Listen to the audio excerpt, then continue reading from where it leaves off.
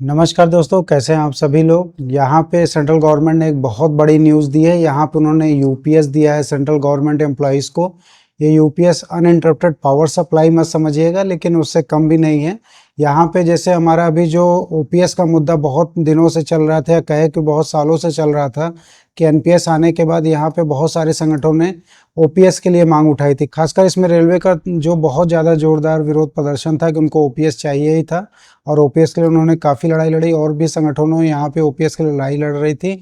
और यहाँ पे सेंट्रल गवर्नमेंट कुछ राज्यों में जैसे हिमाचल में और कुछ जगहों पे यहाँ पे इस मुद्दे को हारते हुए नजर आई, तो शायद सेंट्रल गवर्नमेंट को कुछ समझ में आया और यहाँ पे उन्होंने ओपीएस को न दे के यहाँ पे यूपीएस कर दिया। इसके पीछे की वजह ये भी हो सकती है दोस्तों, क्योंकि एनपीएस जो है अटल बिहारी वाजपेयी ने लाया था और ये इन्हीं के पार्टी के नेता थे, तो उसको हटाना इनको अच्छा नहीं लग रहा होगा। तो शायद इसीलिए इन्होंने ओल्ड पेंशन स्कीम ना देके इन्होंने यूनिफाइड पेंशन स्कीम नाम रख के इसको यूपीएस कर दिया। तो दोस्तों, जहां ये यूपीएस अभी केवल सेंट्रल गवर्नमेंट एम्प्लॉयज़ के लिए है, जिसमें कि 23 लाख एम्प्लॉयज़ को यहाँ पे फ़ायदा मिलेगा। और यहाँ पे इन्होंने 5 पॉइंट दिया, जो मैं आपको आगे इस 5 पॉइंट को बताऊंगा। उससे पहले अगर आप इस चैनल पर नए हैं तो इस चैनल को जरूर लाइक, शेयर एंड सब्सक्राइब अपने दोस्तों के साथ कर लीजिएगा।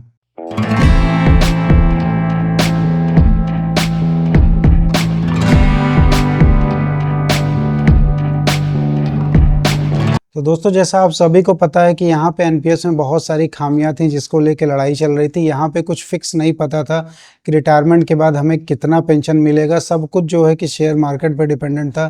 कैसा मार्केट है, गवर्नमेंट कहाँ इन्वेस्ट करेगी, और गवर्नमेंट अगर प्राइवेट सेक्टर में भी यहाँ पे पता चल रहा था कि कई जगहों पर प्राइवेट सेक्टर में इन्वेस्टमेंट कर दिया गया और वहाँ पर लॉस मेकिंग भी हो रहा था। तो एक जहाँ पे इनसिक्योरिटी हो रही थी कि इतने साल 30, 35, 40 साल काम करने के बाद अगर आपका पेंशन ही नहीं फिक्स है तो फिर इस गवर्नमेंट जॉब में आने का क्या फ़ायदा। यहाँ पे कोई सिक्योरिटी नहीं है। इतनी मेहनत करके कोई क्यों गवर्नमेंट जॉब में जाएगा। इससे अच्छा तो प्राइवेट जॉब में जाके वहाँ पे वो ज़्यादा अच्छे पैसे कमा सकता है।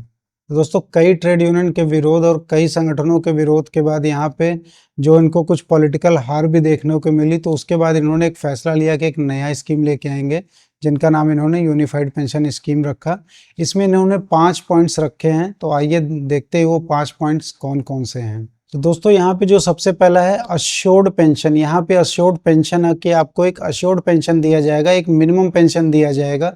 तो यहाँ पे जो सबसे पहला क्राइटेरिया अश्योर्ड पेंशन का है, इसमें आप जो रिटायर होने के जो 12 महीने पहले जो आपका जो बेसिक पे होगा उसका एवरेज निकाल के 50% आपको जो है वहाँ पे मिनिमम पेंशन आपको मिलेगा। जैसा कि ओपीएस में था कि वहाँ पे आपको जो लास्ट आपका जो बेसिक होता था, वहाँ पे उस बेसिक का आधा आपको वहाँ पे मिनिमम गारंटीड पेंशन मिलता था। तो ऐसे यहाँ पे जो लास्ट आपका 12 मंथ रहेगा उसके एवरेज का जो है आपको यहाँ पे पेंशन दिया जाएगा। और इसके लिए जो है कि आपको मिनिमम 25 ईयर्स ऑफ सर्विस आपको कंप्लीट करना होगा, तभी आपको ये 50% का जो है एवरेज आपको 12 मंथ के जो सैलरी लास्ट ड्रॉन होगा उसका आपको यहाँ पे पेंशन मिलेगा। अगर आपकी सर्विस 25 ईयर्स से लेस अगर होती है तो वहाँ पे प्रोपोर्शनेट अमाउंट का दिया जाएगा। और वहाँ पे क्राइटेरिया रखा गया है कि मिनिमम 10 ईयर से जो आपका सर्विस कम नहीं होना चाहिए। तो उससे कम अगर सर्विस होगा तो ये आपको नहीं मिलेगा। तो मिनिमम 10 ईयर्स का आपका सर्विस होना चाहिए पेंशन पाने के लिए। दूसरा यहाँ पे जो है अश्योर्ड फैमिली पेंशन। एनपीएस में भी ये बहुत सारे मुद्दे थे कि फैमिली पेंशन का क्या होगा। तो यहाँ पे जो इन्होंने एक अश्योर्ड फैमिली पेंशन दूसरे पॉइंट में दिया, उसमें यहाँ पे 60% आपके स्पाउस को जो है इमीडिएट पेंशन स्टार्ट हो जाएगी जब भी डिमाइस हो जाता है किसी भी एम्प्लॉय का। तो तीसरा जो है आपको अश्योर्ड मिनिमम पेंशन। जैसा मैंने पहले पॉइंट में बताया था कि मिनिमम जो है 10 ईयर्स का सर्विस होना चाहिए, तभी आपको ये पेंशन मिलेगा। तो यहाँ पे एक अश्योर्ड है कि अगर आप मिनिमम 10 ईयर्स ऑफ सर्विस आप पूरा करते हैं तो यहाँ पे अश्योर्ड आपको 10,000 जो है आपको पेंशन मिलेगा। चौथा पॉइंट यहाँ पे जो है इन्फ्लेशन इंडेक्सेशन है। मतलब आपका जो assured pension, assured family pension और जो अश्योर्ड मिनिमम पेंशन है, इन सब पे भी आपको डियरनेस अलाउंस भी मिलेगा। तो जो भी आपका यहाँ पे बेसिक बनेगा उसके बाद आपका डीए ऐड होगा और जो इन्फ्लेशन इंडेक्सेशन होगा उसके हिसाब से डीए एडजस्ट करके आपको पेंशन दिया जाएगा। पांचवा पॉइंट यहाँ पे जो दोस्तों है वो लम सम पेमेंट है सुपर एनुएशन होने पे, इन एडिशन टू ग्रेचुटी। मतलब यहाँ पे जो आपको ग्रेजुएटी तो मिलेगी ही, लेकिन जो आपको हर 6 महीने आप सर्विस कंप्लीट करेंगे तो वहाँ बेसिक प्लस डीए का जो 1/10 पोर्शन होगा वो ऐड होता जाएगा और आपके रिटायरमेंट के बाद वो जो है ग्रेजुएटी के साथ आपको ये भी मिल जाएगा। और ये जो दोस्तों मिलेगा आपका जो अश्योर्ड पेंशन है उसमें कोई कमी नहीं होगी। इसमें आप कंफ्यूज मत होइएगा कि अगर यहाँ पे गवर्नमेंट देता है तो अश्योर्ड पेंशन जो आपको जो 12 महीने का एवरेज होकर मिलना है उसमें कोई कमी नहीं आएगी। ये ग्रेचुइटी के साथ आपको एक एक्स्ट्रा पेमेंट होगा जो हर 6 महीने आपके कंप्लीट होने के बाद 1/10 ऑफ बेसिक प्लस डीए आपका जुड़ता जाएगा। तो दोस्तों ये 5 पॉइंट गवर्नमेंट ने दिया हुआ है और ये 1 अप्रैल 2025 से चालू होगा, मतलब नेक्स्ट फाइनेंशियल ईयर से यहाँ पे ये चालू होने वाला है।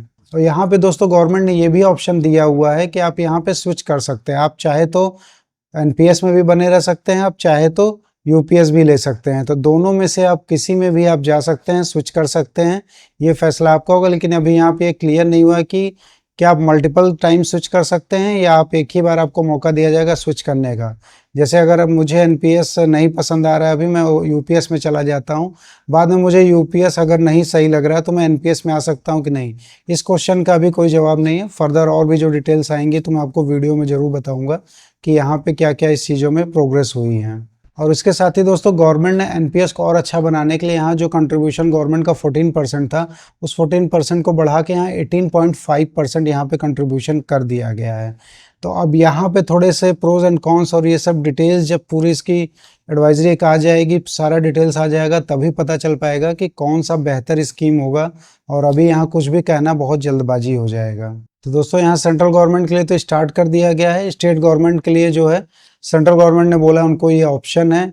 और रही बात यहाँ बैंकर्स की, तो अगर बैंकर्स को देखा जाए तो मुझे लगता है कि जब सेंट्रल गवर्नमेंट स्टेट गवर्नमेंट सभी जगह इम्प्लीमेंट हो जाएगा तो उसके बाद शायद हमारी ट्रेड यूनियंस यहाँ पे बात स्टार्ट करेंगी, या शायद अगले बाईपार्ट सेटलमेंट में जाएगा 13 बाईपार्ट सेटलमेंट में, तो वहाँ तक शायद हमको वेट करना पड़ेगा। और उसके बाद ही यहाँ पे देखने को मिल सकता है कि शायद बैंकर्स को भी ये स्कीम अलाउ कर दिया जाए। तो दोस्तों आपको क्या लगता है इस स्कीम के बारे में, आप जरूर कमेंट करके बताइए।